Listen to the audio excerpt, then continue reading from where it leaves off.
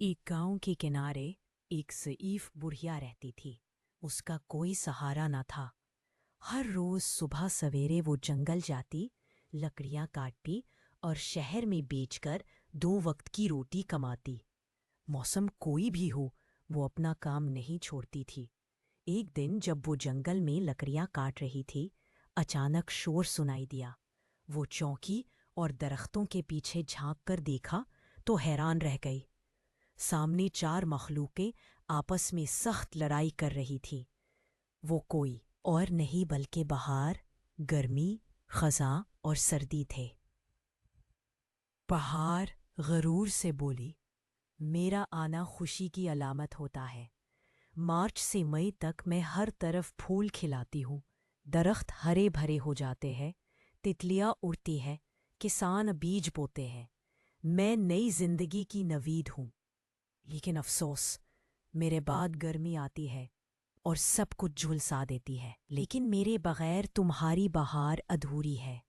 जून, जुलाई और अगस्त मेरे हैं। सूरज की तपश से ही फसलें पक कर तैयार होती है। दरिया खुश्क होते हैं तो इंसान पानी की कद्र सीखते हैं।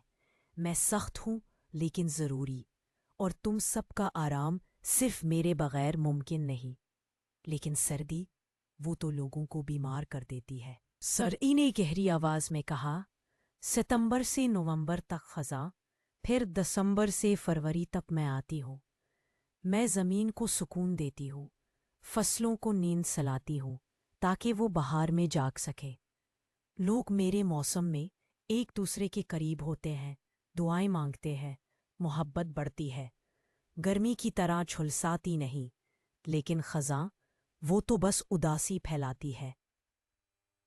खज़ां संजीदगी से बोली, मैं ज़रूर जर्दी लाती हूँ, लेकिन मेरे बगैर दरख्त नए पत्तों के लिए खुद को खाली नहीं कर सकते।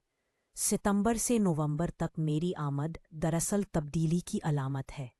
मैं कुदरत को आराम का मौका देती हूँ, खुद एहतसाबी का वक्त देती हूँ। बहार की खूबसूरती मेरे बाद ही मुमकिन है। सब एक दूसरे पर अपनी खूबियों के साथ दूसरे की खामियां भी गिनवा रहे थे।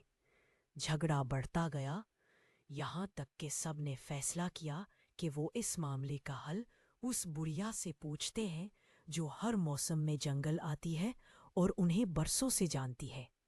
चारों मौसम बुढ़िया के पास आए और कहा, ए अक्लमंद बुढ़िया, बताओ हम में से कौन सबसे बेहतर है। बुढ़िया ने नरमी से सबकी बात सुनी, आंखें बंद की और थोड़ी देर बाद बोली, तुम सब कुदरत के अजीम शाहकार हो। बहार, तुम नई उम्मीद हो। गर्मी, तुम जिंदगी की मुकम्मली हो। खज़ां, तुम सुकून और तैयारी हो। सर्दी, तुम पाकीज़गी और करीब आने का वक्त हो। तुम सबका अपना वक्त, अपनी खूबी और अपनी आजमाइश है। अगर सिर्फ बहार हो तो फल कैसे आए? अगर सिर्फ गर्मी हो तो ज़मीन सूख जाए। अगर खज़ां ना हो तो दरख्त थक जाए। और अगर सर्दी न हो तो ज़मीन कभी आराम ना करे। फिर वो मुस्कुरा कर बोली, अगर तुम सब एक दूसरे पर तनकीद करने के बजाय अपनी अपनी जगह समझो तो ज़मीन हमेशा खूबसूरत रहेगी। चारों मौसम खामोश हो गए, एक दूसरे को देखा और फिर बुढ़िया को सलाम किया। सब ने वादा किया कि आइंदा हर साल अपनी बारी से आएंगे, एक दूसरे का एहतराम करेंगे और दुनिया में तवाज़ुन बरकरार रखेंगे। बुढ़िया ने आसमान की तरफ देखा और दिल में शुक्र अदा किया।